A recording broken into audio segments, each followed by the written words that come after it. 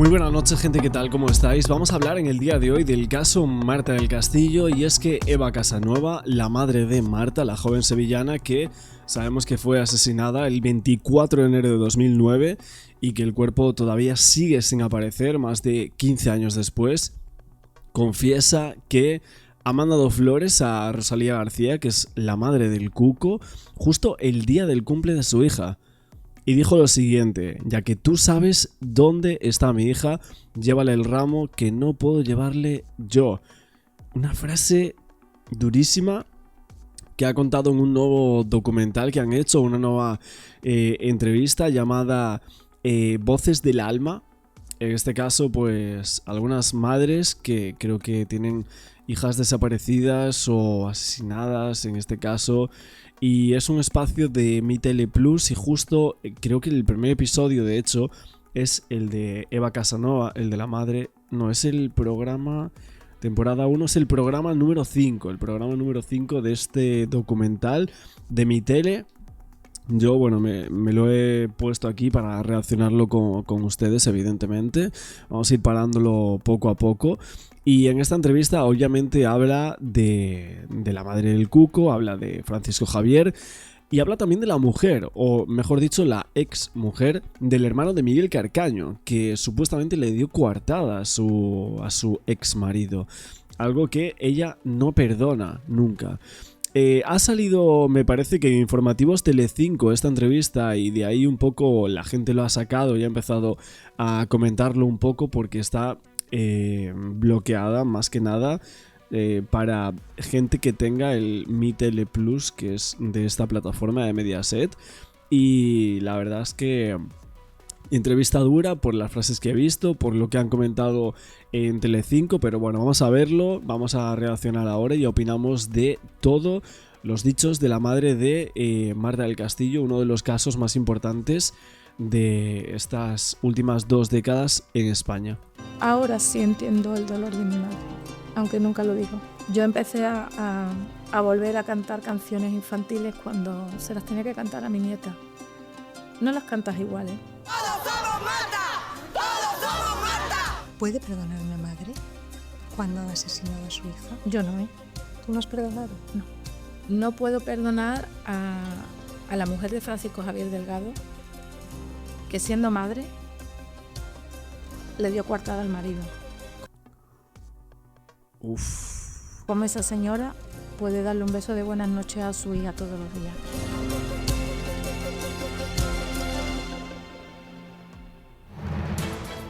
Vale, ese es el primer... la intro, ¿no?, del programa. Se llama Marta, tiene 17 años. Y desde hace 3 días su familia no sabe nada de ella. Salió a pasar la tarde con unos amigos. Estas es las primeras imágenes del caso, a ver. Se llama Marta, tiene 17 años. Y desde hace 3 días su No me acordaba ya de estas imágenes. familia no sabe nada 16 años han pasado. de ella. Salió a pasar la tarde con unos amigos y nunca regresó. Mientras, los familiares esperan que a lo largo del día de hoy la policía pueda aportar algún dato nuevo sobre la desaparición de su hija. Llevan toda la mañana recibiendo llamadas, pero ninguna les aporta pistas sobre el paradero de su hija. Yo tengo miedo por mi niña, no puede ponerse mi niña. También era todo. Mi niña, y no me querías nosotros aquí. Su familia está abatida, la incertidumbre aumenta conforme avanzan las horas y nadie se explica qué ha podido pasar. Es la menor de 3 hermanas y una persona muy familiar. Sí, te has ido por tu cuenta, que lo dudo muchísimo, pero cabe cualquier posibilidad. Por favor, vuelve. Vuelve, que te queremos todo el mundo mucho y te necesitamos. Por favor, cariño, vuelve.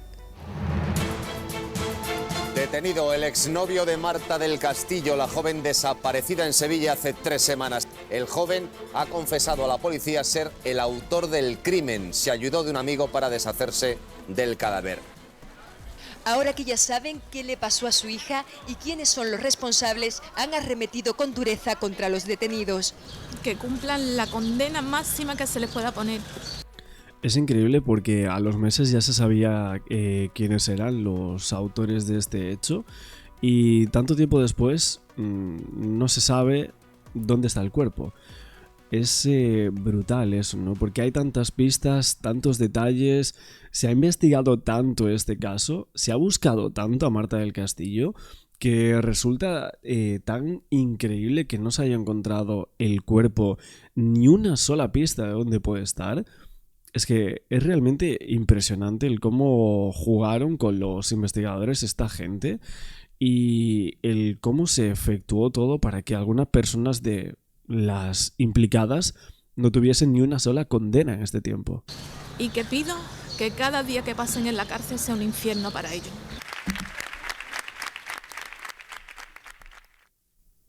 Bienvenida, Eva.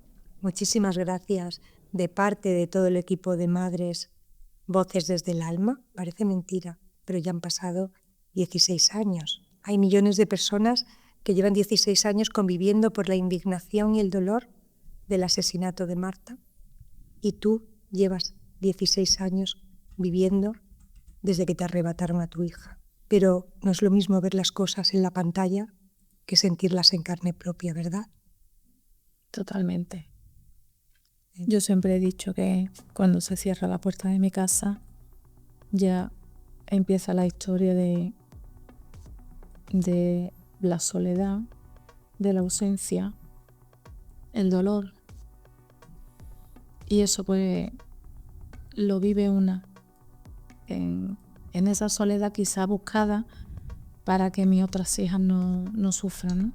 Cuando Marta se fue, había una con 11 años y otra con 13, eran 2 niñas. Y tenía que criarlas. No quería que nunca ellas pensaran o me echaran en cara de que no las eché cuenta porque solamente tenía vida para Marta, ¿no? Y eso a mí me parece que tiene que ser dificilísimo, intentar hacer todo lo que puedas porque tu hija Marta tenga toda la justicia y que vosotros estéis bien, pero a la vez hay que compaginar eso con contárselo a tus hijas.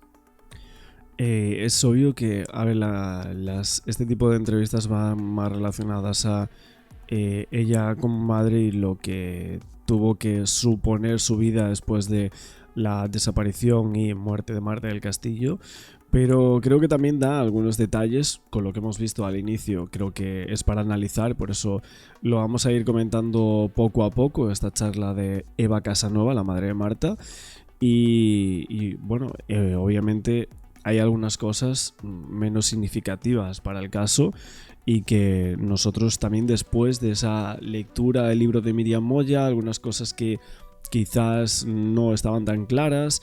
Hemos ido también a visionar lo que sería el libro de Alfonso Egea, el periodista que salió justo a los meses de la muerte de Marta, y creo que ahí estaban como muchos datos que hasta el sol de hoy no se escucharon tanto, pero que sinceramente creo que son bastante importantes para saber la verdad de lo que ocurrió aquí. Pensar cómo lo viven y que ellas sigan teniendo su vida normal. ¿Cómo se hace eso, Eva? Fue muy difícil. Yo recuerdo que estuve 1 mes y medio metida en la cama, sedada, pero llegó un momento en que mi marido me dijo: Eva, tienes que salir de esa cama porque tienes otras 2 hijas más. Fue un chispazo. Y me costó muchísimo trabajo. Ellas, en el momento en que sucede esto, lo que hacen mis 2 cuñadas, las 2 hermanas de Antonio, es llevárselas a casa de mis suegros para quitarlas de mi casa, ¿no? Que aquello pues fue tremendo, ¿no? Para que lo estuvieran respirando mis 2 niñas, porque eran niñas pequeñas, porque aunque Lorena tenía 13 años, eran unas niñas muy infantiles. Y no queríamos que vivieran todo lo que estaba pasando en la casa. Intentábamos que fueran un poquito ajenas, ¿no? Aunque ellas sabían lo que estaba pasando. ¿Se lo contasteis desde el primer momento? Es que ellas vivieron el momento de esa noche, ¿no? Y ellas, pues, yo, dentro de esa locura que fue aquella noche, las veía.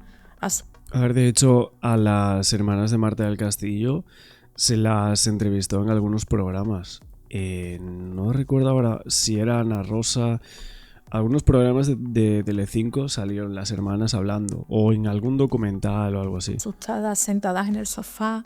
Yo les decía, iros a la cama, y ella me decía, no mamá, a la cama no, al sofá, al sofá. Y se quedaron dormidas, llorando en el sofá, porque me estaban viendo cómo estaba yo, cómo estaba su padre, ¿no? Y al mes y medio volvieron a casa y recuerdo mucho la primera noche que nos sentamos a cenar y ya no éramos 5. Eso es algo que se me quedó. Y intentando, pues, seguir adelante. Intentar que a ellas no les afectara de verme llorar. Entonces yo siempre he intentado, cuando estaba sola, llorar.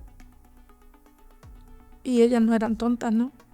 Claro, ella me decía, mamá, ¿tú estás triste? Y yo le decía, bueno, estoy triste porque están buscando a la hermana, pero tenéis que ir al colegio, tenéis que seguir estudiando. Y intenté luchar mucho para que ellas no me vieran mal. Tu estado de WhatsApp dice que es muy difícil convivir con la herida sin transmitir el dolor a los demás. Esa es tu forma de estar en el mundo, ¿no? Es muy difícil. Es difícil, porque este dolor es nuestro. Que la gente nos lo reconoce y empatiza con nosotros. Pero las primeras Navidades para mí fueron un infierno. Porque mis hijas, y lo digo literal, y ellas a lo mejor lo escucharán, pero mis hijas me obligaron a poner el árbol de Navidad. Y me obligaron y me dijeron, mamá, pero ese árbol de Navidad queremos ponerlo como lo poníamos siempre, escuchando villancicos. Para mí fue doloroso. De otra manera. Tienes otra Marta en casa, a Marta pequeña. Y luego ya pues con Valeria también. Escuchar también pues a su madre y a su abuela. Para nada. Momentos alegres. Ese día yo siempre lo revivo. No sé por qué. Intentaría evitarlo. Pero el 24 de enero, cuando me despierto, que y la luz éramos los 4 que quedábamos, Antonio dijo, esta luz se tiene que quedar encendida para que Marta sepa. Eso fue algo que mi marido, un cumpleaños es igual, o sea, es un día de recogimiento. ¿También te acuerdas de ella? Totalmente, porque piensa, hoy tendría 18, hoy tendría 22, hoy tendría 33. 33. Y la luz de la cocina sigue permanentemente encendida. ¿Por qué tienes la luz de la cocina encendida, Eva? Eso fue algo... En realidad 33 años. Miguel Carcaño, ¿con cuántos años va a salir de la cárcel? ¿Con 40? Es que tampoco es tanto, ¿eh? O sea, si te paras a pensarlo, ¿con 40 años va a salir Miguel Carcaño? A ver, sí, o sea... como tal, si nos paramos a pensarlo en cuanto a la justicia y demás, pero luego te paras a pensarlo en cuanto a la familia y que lleve 16 años sin saber ni siquiera dónde está el cuerpo, ni poder entregarle unas flores a su hija, que la recuerdan con 16, con 15, hasta ese momento que tenía 17 años Marta del Castillo. Es durísimo. Que mi marido... a ver, cuando Marta regresaba a casa, yo me asomaba a esa ventana para verla llegar. Entonces Antonio decidió, durante ese tiempo que en mi casa no dejaba de entrar gente, salir gente, entonces esa luz de la cocina siempre estaba encendida. Cuando llegó un momento en que por la noche ya no había gente en casa, éramos los 4 que quedábamos, Antonio dijo, esta luz se tiene que quedar encendida para que Marta sepa que estamos aquí. Como un faro para volver a casa. Sí. La desaparición de Marta ha terminado de la peor manera posible con la confirmación del asesinato de la joven. Que Miguel la dejó allí y ya no sabemos nada. Eso queremos saber, a ver qué ha pasado. Ostras, qué locura, qué frialdad, Samuel. Nato de la joven. Fíjate, o sea, esta entrevista de los días, o sea, de los días es tremenda, ¿eh? Que Miguel la dejó allí y ya no sabemos nada. Eso queremos saber, a ver qué ha pasado. Al grito de asesinos eran, como ven, recibidos en los juzgados. Primero ha declarado Samuel, después lo hacía Miguel.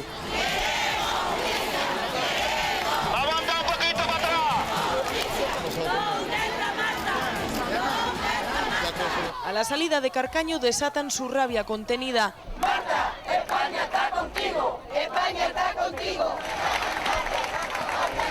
Como madre de Marta, yo solo quiero que mi hija aparezca. Solamente pido eso, que me devuelvan el cuerpo de mi niña. Y tanto tiempo después no apareció el cuerpo. Es brutal porque estamos viendo estas imágenes que obviamente son de hace muchísimos años, revuelven el estómago. Bueno, ya no tan solo la entrevista que estábamos compartiendo por aquí de Voces del Alma, sino ver como en un espejo como lo que se decía en su momento del caso de Marta, lo importante que fue.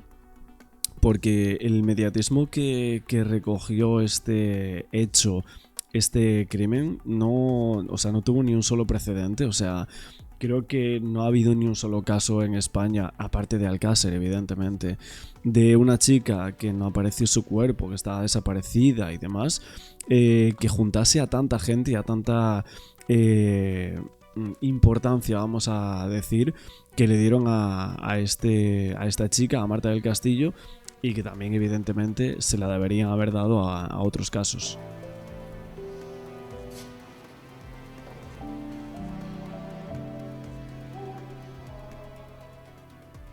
Tu padre se convirtió en el abuelo de España.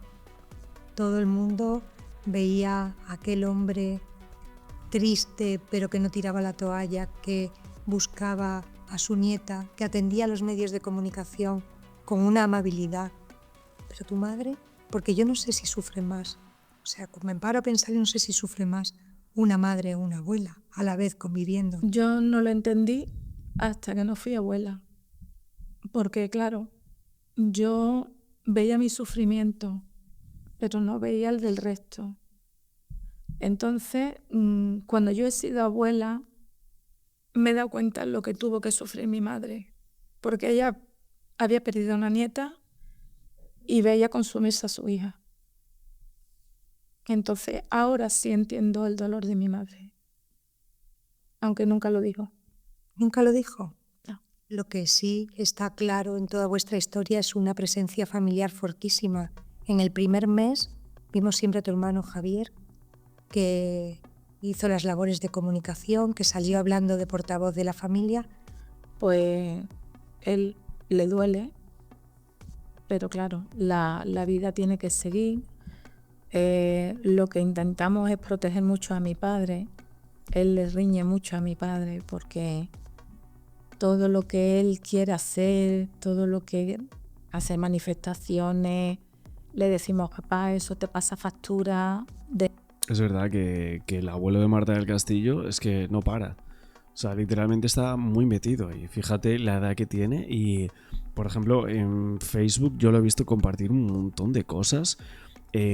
Obviamente todo el tiempo cuando es el aniversario por el caso de Marta, su cumpleaños, siempre está haciendo cosas, siempre es la cara visible de la familia. Y mira que el padre, o sea, Antonio del Castillo, es una persona bastante mediática en redes sociales. La madre, igual, pero es que el abuelo es literalmente la cara visible siempre. Déjalo estar y es un poco la lucha que suele tener mi hermano con mi padre, ¿no? Y por lo general la familia pues está, ¿cómo va a estar? Decepcionada de todo lo que ha pasado, con dolor por no haberla encontrado. Lo que creo que no podéis poner en cuestión es que siempre habéis recibido el apoyo del pueblo. El pueblo ha gritado cada vez que había una declaración pidiendo justicia para Marta. Yo al principio no era tan consciente, ¿no? Porque en las primeras manifestaciones yo, como digo, no era persona, ¿no? Cuando ya empecé a sentarme en el salón con mi madre, con mi suegra, y veía en la televisión, veía tanta gente volcada, tanta gente pues pidiendo que Marta volviera a casa, yo no me lo podía creer. Yo no tendría vida para agradecer tantísimo como la gente se volcó en mi hija, cuántas cartas recibíamos de apoyo, y yo cuando me sentía mal, pues leía esas cartas, leía cartas de padres que habían pasado por situaciones parecidas, de ser, como se suele decir, políticamente correctas, pero por dentro se te están revolviendo las tripas. Es decir, había ahí una lucha del bien y del mal dentro de una misma que ganó el bien. Ganó el bien para ser una persona decente, cosa que no es la madre del Cuco. ¿Tú estás convencida de que la madre del Cuco lo sabía? ¿Sabe dónde está Marta? Si no sabe dónde está Marta, sí sabe lo que pasó ese 24 de enero. Estoy completamente segura. ¿Por qué? Porque yo hablo de un niño que tenía 15 años. Sí, 14 años tenía el Cuco, claro. Él se apoyó como bastón en su madre. O sea, en verdad era una persona que era un poco delincuente, vamos a decir, en ese momento, que se llevaba navaja, que sí tal, pero era un chico de Sevilla, de 14 años, y que vivía en casa con sus padres, y que la madre pues aún le lava la ropa y todo eso. Por lo tanto, hay que decir que evidentemente ese día llamó a la madre, preguntó, y la madre supo absolutamente en todo momento qué es lo que ocurrió, porque su hijo le contó todos los detalles. Y que estoy segurísima que ese niño se lo cuenta a su madre. Pero bueno, hay cataduras morales y esa señora no sabe lo que es la moral, y imagino que le diría al hijo, olvídate de esto. Fíjate, Eva, yo he sido abogada durante muchísimo tiempo, y en las salas de juicio lo que más me ha sorprendido siempre es cuando una madre sabe que su hijo ha hecho algo mal, incluso las madres de los asesinos. Cómo una madre se rebela contra su propia naturaleza para no aceptar que ha parido a un asesino, que ha parido a un delincuente. ¿Tú crees que vale todo por encubrir a un hijo?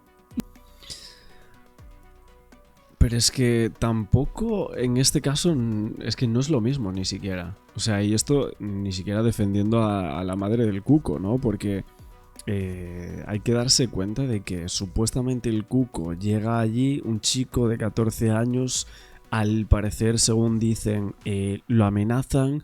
Luego todo lo que hacen a posteriori sí, pero es que el momento del hecho y el cuestionamiento de no, porque es la madre de un asesino, es que en realidad no. O sea, es que el caso de Marta tiene tantas aristas y tantos puntos que podríamos preguntarnos o cuestionarnos, que es tremendo, ¿no? Aquí estamos hablando un poco de moralidad, de lo que piensa la madre, de lo que piensan bueno, la gente, ¿no?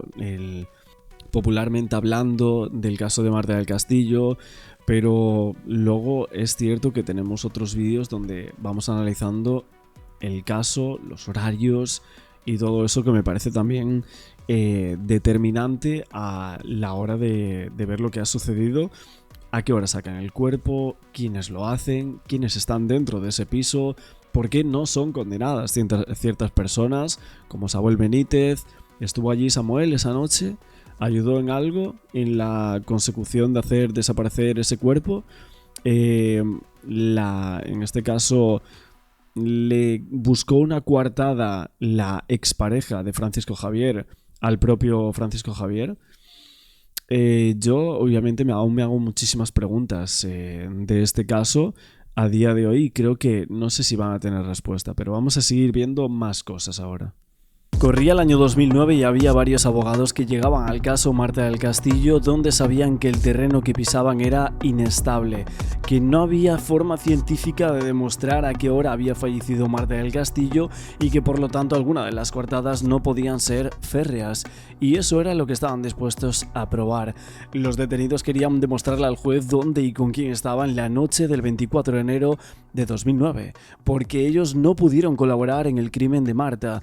El que más poderosamente lo intentó, evidentemente, fue Samuel. Desde el día 31 de marzo de 2009, Samuel había contado con casi una decena de testimonios que le daban coartada. Así que los letrados tenían razón, no había forma de cuadrar las horas del hecho de forma indubitativa, así que habría que regirse por las hipótesis policiales reflejadas en el sumario, y la investigación daba por sentados determinados hechos. Marta llega al piso de León 13 en compañía de Carcaño en algún momento entre las 7:30 y las 8 de la tarde del día de su desaparición, donde ya se encontraba el hermano Francisco Javier Delgado, cuyo teléfono móvil lo sitúa en el mismo domicilio al menos hasta las 8:45. Los investigadores mantenían que Marta había fallecido antes de esa hora, y para ello se basaban fundamentalmente en el registro de llamadas del adolescente, cuyo teléfono quedaba definitivamente mudo a las 8:28. Aquel testigo que vio a Miguel alrededor de las 9 y volvía a verlo más tarde pasadas la 1 de la mañana, momento en el que lo encontró en el rellano, como todos nos acordamos, con la silla de ruedas mirándose a un espejo. Hay que decir que Rocío, la novia de Camas, de la que por cierto se habían escuchado más mentiras que verdades, juraba que Miguel había regresado a Camas antes de las 11 y que su abuela despertó a Miguel a las 4 de la mañana para que se fuese a trabajar. Los amigos de Marta sitúan a Miguel más allá de las 5 de la mañana en su domicilio en compañía de su hermano, Francisco Javier, quien lo llamó ante el revuelo que estaban haciendo los amigos de la chica que habían organizado durante aquella búsqueda. Francisco Javier había regresado al domicilio antes de las 4 de la mañana, pero había un dato más, un dato que desbarataba gran parte de esa secuencia horaria. La novia del hermano de Miguel, María García Mendaro, declaraba haber estado en la casa de León 13 desde medianoche aprox, estudiando y esperando a su novio, quien estaba con unos amigos en un bar. Hasta ese momento ninguna de las versiones de Miguel habría servido para completar esta secuencia horaria arriba establecida. Cada frase de Carcaño se enfrentaba a un hecho demostrado que hacía imposibles determinados acontecimientos, y el resto de acusados pensaba encuadrar una agencia incompatible con la narración del crimen, y ciertamente en algunos casos parece que lograron su objetivo. En lo que respecta a Francisco Javier, el hermano mayor, mantener que él estaba en la casa durante el crimen y tras el mismo asegurar que había sido clave para limpiar la escena de los hechos dejaba en una difícil posición a su expareja, la madre de su hija llamada Rosa. Él la había llamado, había acudido a su antigua casa para cenar con ellas y ver una película con la pequeña. La acuesta, se marcha a recoger a su novia y luego sigue la noche en compañía de más personas hasta que regresa a León 13 para acabar llamando a Carcaño ante la insistencia de los amigos de Marta. Esa era toda su coartada. ¿Iba a ver a su hija, Francisco Javier? Todos los días. Vamos, siempre los domingos venía a almorzar. Eso era seguro porque era su día de descanso. ¿Es cierto que ese día no almorzó usted? No, ese día no almorzó conmigo. ¿Y cuándo lo ve usted entonces? ¿Sobre qué hora aproximadamente de la tarde? ¿El domingo? Sería tarde, a partir de las 7. ¿Hablaron ustedes algo acerca de la desaparición de Marta esa tarde? Esa tarde no, nada. Él no me comentó nada. No le comentó nada. No. Entonces, ¿cuándo le comenta algo relativo a la desaparición de Marta? ¿Qué día? Yo me entero cuando la policía llega a casa y Javier está allí y la policía viene a decir que Miguel se tiene que presentar en comisaría. Entonces ahí sí ya me entero yo, cuando la policía se va, le pregunto yo a Javier que qué ha pasado. Entonces, ¿Pero eso cuándo sucede? ¿Ese mismo domingo o el lunes ya? No, ya el lunes por la tarde. Es cuando yo me entero de que ha desaparecido una chica. ¿Y qué responde Francisco Javier? Que Miguel ha sido la última persona que la ha visto. Y por eso vienen a preguntar a Miguel. ¿Le comenta algo más o simplemente? No, nada más. Pregunté, ¿tú has hablado con el niño? ¿Has hablado con Miguel? Él me ha dicho que no sabe nada, que sí, que la dejó a la niña, pero que él no sabe nada de dónde puede estar. ¿Y con Miguel llegó a hablar usted en relación a esta cuestión? A la desaparición de Marta. ¿Habló usted personalmente con Miguel? Yo hablo con él, pero más tarde, cuando ya lo acusan, ya todo el mundo lo señala, Entonces yo le pregunto que si él sabe algo y él me dice que no sabe nada.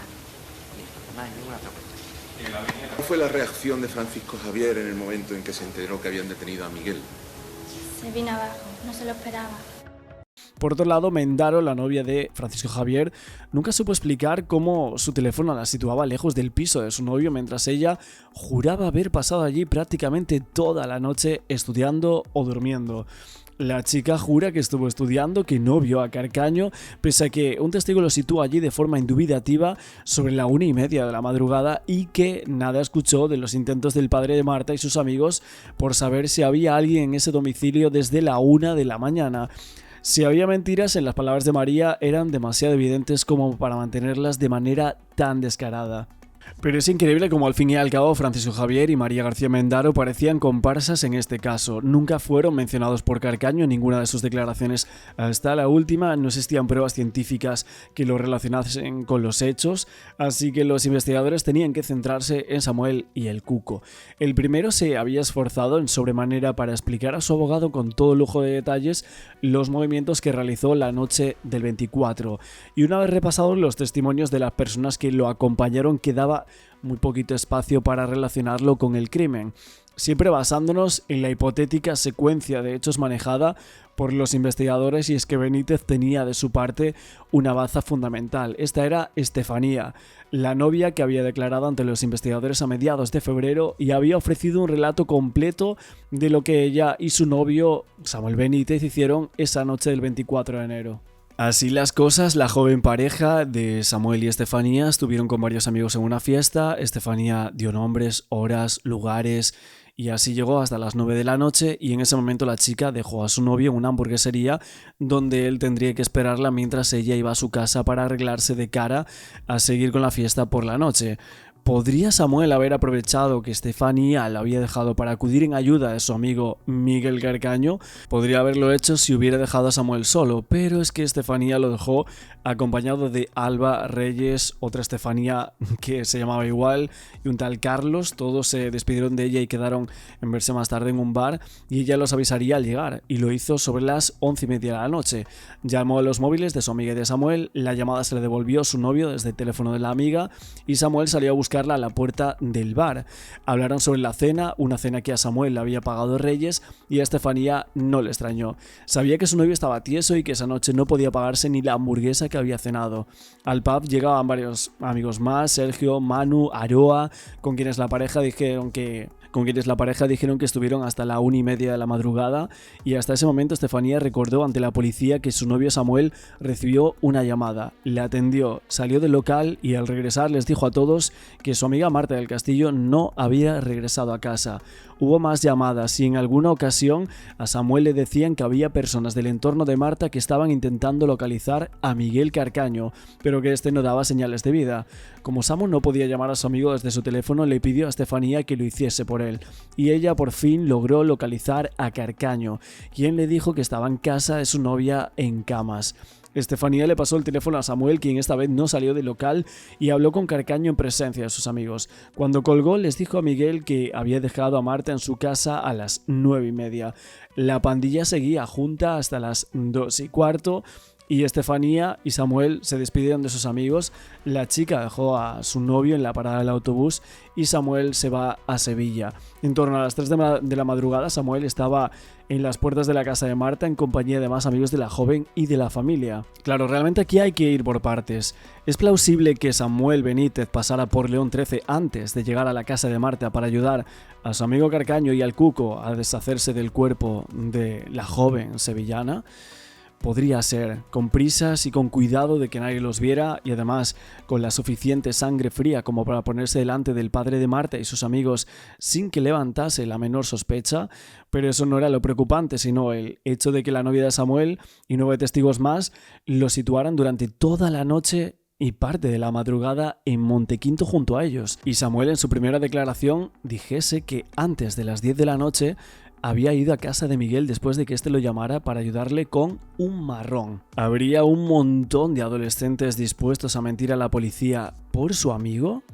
Los datos comenzaban a ser demasiado incompatibles entre sí, la secuencia horaria hacía aguas y las sospechas iniciales se sustentaban a través de indicios y pocas pruebas, y es que no hay que decir que nos alegremos de que un sospechoso de participar en un crimen tan horrible saliese libre, pero lo que es irrenunciablemente cierto es que contra Samuel Benítez había muy pocas cartas que jugar.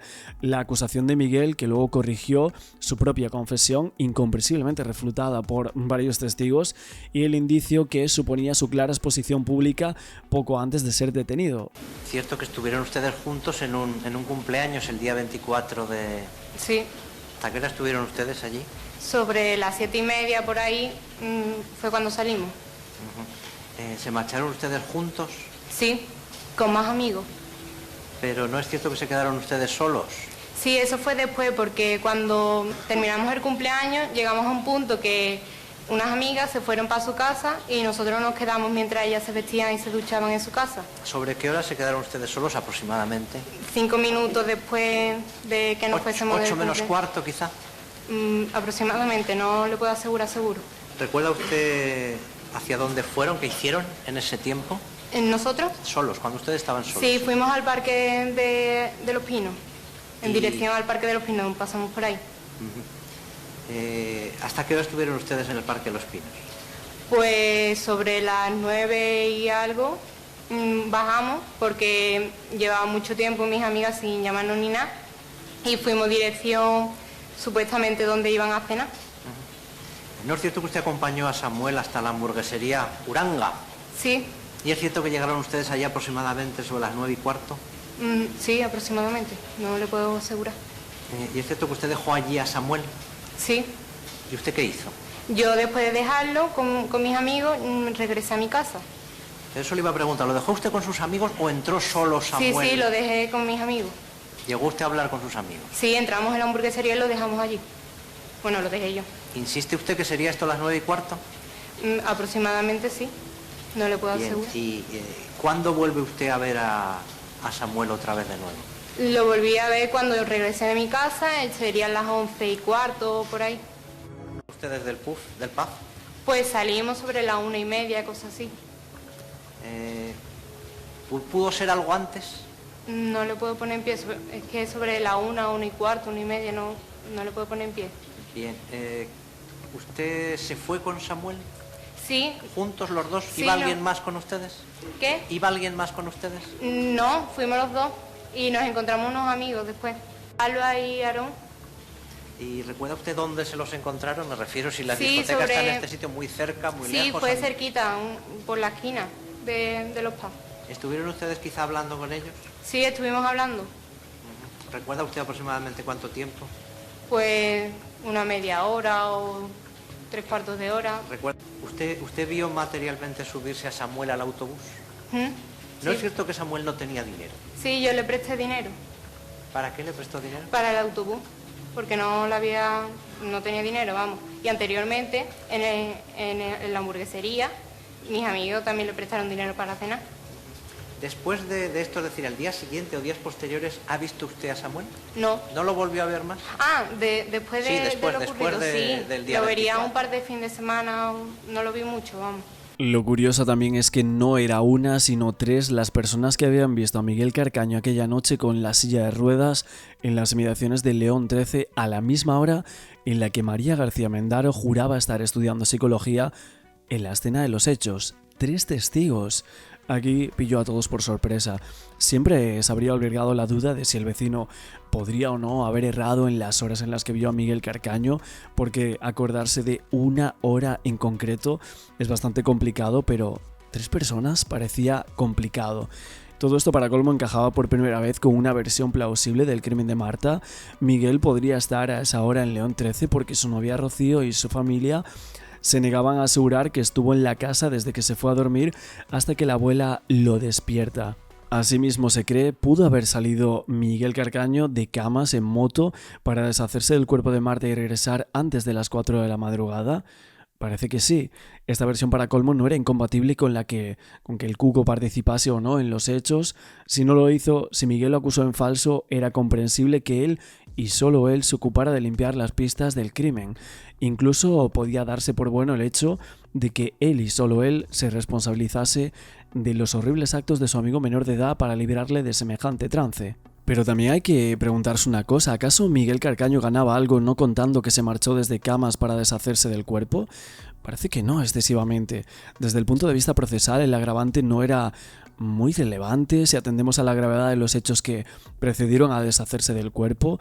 Solo se podría explicar esto si con esa versión Miguel Carcaño estuviese intentando salvaguardar a alguien más, alguien que supiera cuándo y a qué hora se fue de Camas, pero eso solo lo sabe él.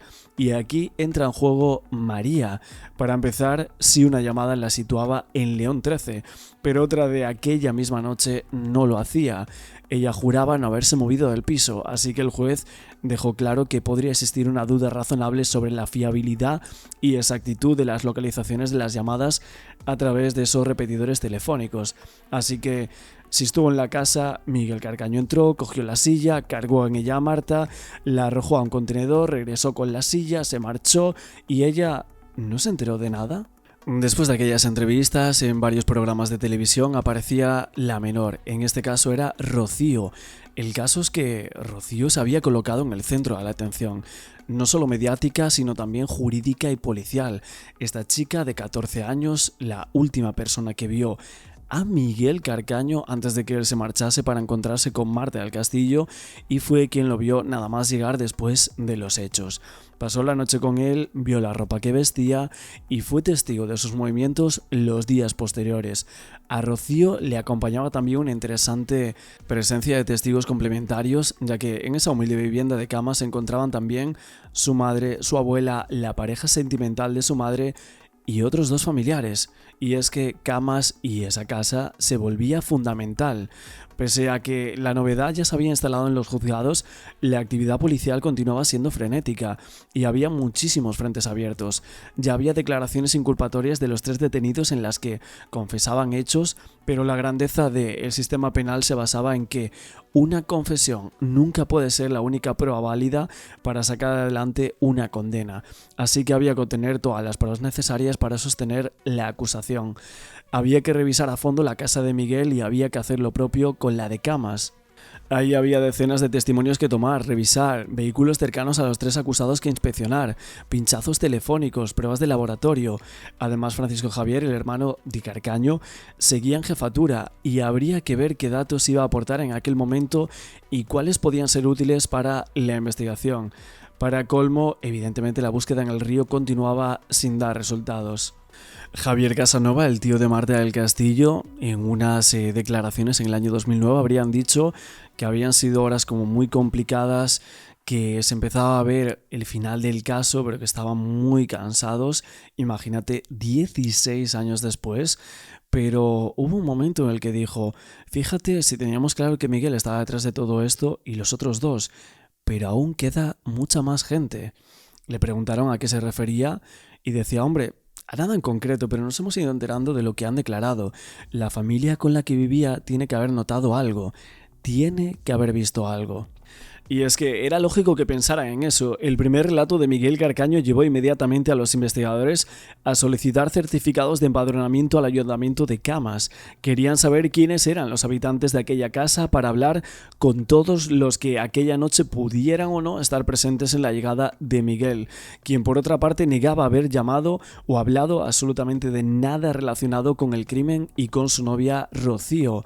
Pero si Miguel nos había enseñado algo es que casi nunca había que fiarse de lo que decía. Por eso hubo tantas versiones de los hechos. Y es que desde el primer momento los investigadores pusieron especial atención en Rocío. La interrogaron tras la desaparición de Marta y la actitud de la niña, que era una niña de 14 años, siempre fue firme, incluso un tanto altanera, decían. Nada quedaba ya al parecer del amor que nacía cuando el novio de su madre subió a Miguel a comer a su casa. Rocío hablaba de Miguel Carcaño con un auténtico desprecio e hilaba tan bien su discurso que lo hacía totalmente inapropiado para aquella edad. La joven y su madre juraron que fueron sospechando tanto de Miguel que pasaron de quererlo a odiarlo en cuestión de días. Contaban que mientras ellas veían alarmadas en tele las novedades que había sobre el caso, él apenas inmutaba y casi nunca levantaba la cabeza del plato para prestar atención. Y es que Rocío se empeñaba en mantener casto y limpio su nombre, jurando que la pareja nunca dormía en la misma cama, que su presunto embarazo con Miguel era un bulo fruto de los chismorreos de barrio y que, avanzado el mes de febrero, sospechaba tanto de la actitud de Miguel que entre su madre y ella decidieron echarlo de casa. Tras el biombo, todavía tiene 17 años, pero segura, sin titubeos, ha dicho cómo Miguel le contó cómo había matado a Marta con un cenicero. Me dijo que esa tarde había estado con Marta, habían discutido los dos. El hermano estaba en la habitación, salió, peleó con Marta, desde el mismo arrebato de que le contestara a su hermano, cogió un cenicero, le dio. Y una vez estando en el suelo, los dos se liaron a darle, a pegarle. Cuando Miguel se disponía a saltar la ventana para salir de casa, a la 1:30 de la madrugada le dijo que volvía a León 13 para limpiar. Y me dijo que iba a solucionar un problema con su hermano y a borrar pruebas antes de que nadie las viera. Yo le pregunté qué prueba y me dijo que era un charco de sangre. Cuando regresó, le dijo que la habían escondido en una zanja de camas y al día siguiente se la enseñó. Y me dijo que la habían quitado del medio para que nadie la encontrara. Preguntada por qué tardó 8 meses en hacer esta declaración, yo estaba amenazada. Recibí una llamada que a mí me amenazaron. Soledad, su madre, cree que mintió por amor. ¿Ese cariño que tenía por Miguel le pudo influir también en sus declaraciones? Ella lo seguía estando enamorada de él. El amor y el rencor, porque entonces dijo que Miguel llevaba sangre en los pantalones y hoy lo ha negado. Si la abuela de Camas los lavó, no se sabrá porque falleció antes del juicio. El caso es que Rocío contó que el día de la desaparición de Marta, ella y su novio Miguel se habían peleado por la mañana. Nada serio, una discusión de enamorados. Y así estuvieron hasta más o menos las 5 de la tarde. Rocío se percató de que Miguel iba a salir con su moto, iba guapísimo, vestido de blanco, con las zapatillas de deporte que ella le había regalado. Pasaron las 9 de la noche y como fuera que Miguel no habría regresado, ella empezó a preocuparse. Y es que aunque Rocío pareciese una mujer que no era más que una niña llena de inseguridades, los miedos se empezaban a perder. Claro, se abría como varias preguntas. Ese chico de 19 años estaría aún enfadado, la perdonaría o la perdería, ese tipo de cosas que se llegó a decir. Y todo eso fue la que llevó a estar plantada en el balcón de su casa desde las 10 de la noche, ojeando el horizonte de Camas, esperando escuchar la moto de Miguel Carcaño, pero eso no pasó hasta 50 minutos más tarde.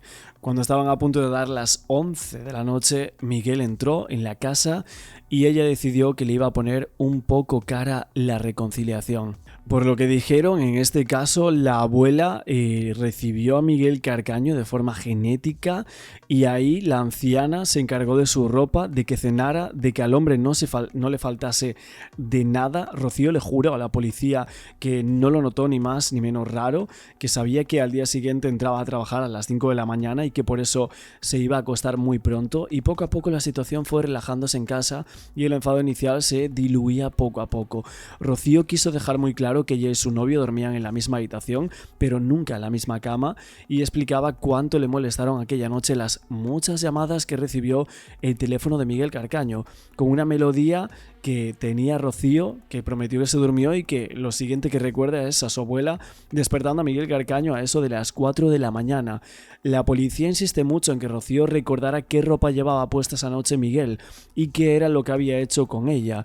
Rocío recordaba que su novio había entrado al baño a cambiarse y que dejó las prendas que vestía junto al resto de la colada para que la abuela se encargara de lavarlas. Bueno, los investigadores evidentemente tuvieron muchas escuchas telefónicas de Rocío y también de Miguel Carcaño cuando este se fue de la casa de Camas, pero es que además de aquella casa iba a salir la chaqueta manchada de sangre, la prueba que resultó crucial para que Miguel confesase. Pero ¿solo se había manchado esa prenda y el resto? ¿Si estaban también manchadas o no? Nadie más en la casa lo vio. La abuela no se dio cuenta de que estaba metiendo en la lavadora ropa blanca manchada de sangre. Y es que, si creemos el testimonio de Rocío, Miguel había llegado a la casa apenas 3 horas después de dar muerta a Marta del Castillo y según la menor, ni parecía nervioso ni más callado de lo normal. Y es que, ¿acaso Rocío quizás había encubierto a su novio? Si fuese así, Rocío debería pasar a los libros de derecho como el ejemplo práctico de que la legislación penal sobre menores no es que se quede corta, se queda manca. En el caso de que Rocío hubiera encubierto a Miguel, es decir, que supiera de lo que había hecho, que luego parece que sí fue así, según su propia confesión en el juicio, puesto que los medios necesarios para ayudarlo a no ser detenido fueron puestos en disposición supuestamente de esa familia, la menor estaba exenta de tal delito. El encubrimiento quedaba siempre sin castigo si el sospechoso tenía relación de parentesco afectiva con la persona a la que estaba encubriendo, pero es que para colmo, según la ley penal del menor, solo podía considerarse responsable de ese delito a los mayores de 16. Así que Rocío podía haberle dicho a la policía: mi novio llegó prendido de sangre y yo le lavé la ropa. Y es que es cierto que se pregunta en varias ocasiones qué pasó con unos materiales que se fueron a comprar a una ferretería similar a un Leroy Merlin. En este caso se hablaba de alguna de las personas relacionadas con la familia de Camas. ¿Es esto cierto? ¿Qué se investigó por esa parte? Y es que si todo eso es cierto, toda la familia de Rocío, incluido ella misma, supuestamente se decía que fueron a comprar materiales para reformar, porque iban a reformar la casa de Camas e irse a vivir, en este caso, la cuñada de Rocío, Eva, y su hermano. Dijeron todo esto, y es que era una declaración que ellos mismos dieron a la policía, y lo curioso es que se creía que la familia supuestamente para algunos estaría, y también más que nada porque la única persona que fue a ver a Miguel Carcaño a la cárcel fue Soledad, la madre de Rocío. Esto era bastante llamativo. ¿Por qué a Miguel le salía en la prueba del polígrafo esa escombrera en Camas? Todo daba que pensar que compraron cosas no para la obra, según algunas personas, sierras eléctricas, habían dicho, palas, cal viva. Entre la familia de Rocío, Carcaño y el hermano, todos parece que tenían algo que ocultar, o eso es lo que muchos llegaron a decir. Y es que en esa prueba de la hipnosis, etcétera, ese supuesto pentotal que se habló en su momento por parte de algunos investigadores policiales, llevaba también a Camas. ¿Por qué el padre de Rocío era el jefe de Miguel y era el que le daba las llaves de los sitios de limpieza a los que tenía que ir a limpiar? Como aquella capilla que ahora habla Miriam Moya de ella, que tenía una fotografía justo el día del crimen. Esta casa del municipio de Camas, muy cerca de Sevilla, fue un escenario fundamental el 24 de enero de 2009. Aquí llegó Miguel Carcaño después de matar, según su propia confesión, a Marta del Castillo, y de aquí se fue poco después, ya de madrugada, para eliminar pruebas de la casa de León 13. Como él no se defendió en ningún momento, él no ha dado la cara en ningún momento, él era muy frío como el hielo, pues yo sabía que algo raro había. Y aunque él nunca vinculó a la familia de Camas con el crimen, la sombra de la sospecha siempre les ha perseguido. Las contradicciones entre sus testimonios son muchas, aunque la madre de Rocío parecía recordar con exactitud pasmosa las horas de cada ida y venida. Fue a 1 de noviembre y ella empezó a salir con él el 19 de noviembre. ¿Que te fuiste clavado el día? Sí. ¿Por qué?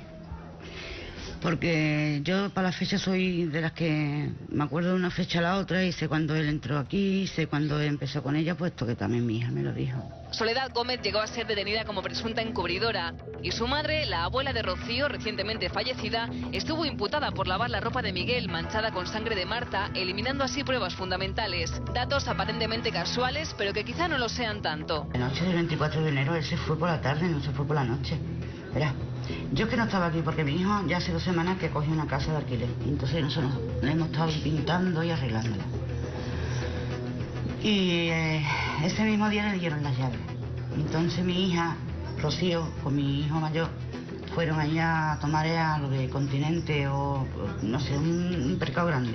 Todos hablaron de que esa tarde comieron en casa de Iván, el hermano de Rocío, y después fueron a un centro comercial, pero no se ponen de acuerdo en las horas y en quiénes fueron a comprar. Según Rocío, fueron ella y su hermano. Según la novia de su hermano, también. Pero según el marido de su madre, fueron todos menos Rocío, que se quedó toda la tarde en casa cuidando de su sobrino. Demasiadas contradicciones que ponen en duda qué hicieron exactamente Rocío y su familia aquella tarde-noche. Quizá hoy nos saquen de dudas. 7 nuevas pistas. 7 motivos por los que la policía cree en la declaración de Miguel Carcaño. 7 puntos clave fundamentales para resolver el asesinato de Marta del Castillo. Punto 1. El motivo de la discusión. La policía cree veraz que Miguel y Francisco Javier tienen una fuerte pelea en la casa y corroboran el motivo del altercado. Carcaño se gastó el dinero que ambos guardaban para el mantenimiento de los gastos de las mensualidades de la hipoteca. Punto 2. Las llamadas telefónicas. Todas las llamadas que recibió y realizó Carcaño desde su teléfono, descritas en el sumario de la causa, concuerdan con su última declaración. Incluso 2 llamadas hechas al móvil de Marta. Punto 3. Tiempo empleado en desplazarse a la calle Tarsis. Los investigadores siempre han dudado de que Francisco Javier tardara 15 minutos en llegar desde León 13 a la calle Tarsis, lugar donde residía su expareja. Ahora Miguel ha confesado que él le llevó en moto. Punto 4. Los cascos de Diego Carrere. En este nuevo testimonio, Carcaño confiesa que se cruzó con su vecino Diego y que este llevaba 2 cascos de moto en el brazo. Diego así lo ha confirmado. Punto 5. La silla de ruedas. Diego, el vecino de Carcaño, siempre mantuvo que se cruzó con Miguel en 2 ocasiones aquella noche. La primera con los famosos cascos en la mano. En la segunda es cuando afirma que vio a Miguel con una silla de ruedas. La policía ahora abre la posibilidad de que Carrere se equivocara y que fuera Francisco Javier con quien se cruza Diego en la segunda ocasión, supuestamente después de haberse deshecho del cuerpo de Marta. Punto 6. El arma homicida. La policía certifica que Francisco Javier es titular de una licencia de armas. Y Miguel ya contó en varias ocasiones que su hermano llevaba pistola cuando trabajaba por la noche en el bar. Cobra fuerza la teoría de que Delgado, que era vigilante de seguridad, incumplía la normativa de su empresa y se quedaba con el revólver fuera de sus horas de servicio. Punto 7. El lugar de enterramiento. Que el cuerpo de Marta esté enterrado en la Rinconada cada vez tiene más sentido para los investigadores. Este punto se encuentra cerca de León 13, hay menos riesgo de ser vistos y los lugares que marca Carcaño son verosímiles. En la diligencia de los hechos se incluyen estas fotos, puntos concretos de búsqueda donde podría estar enterrada Marta del Castillo.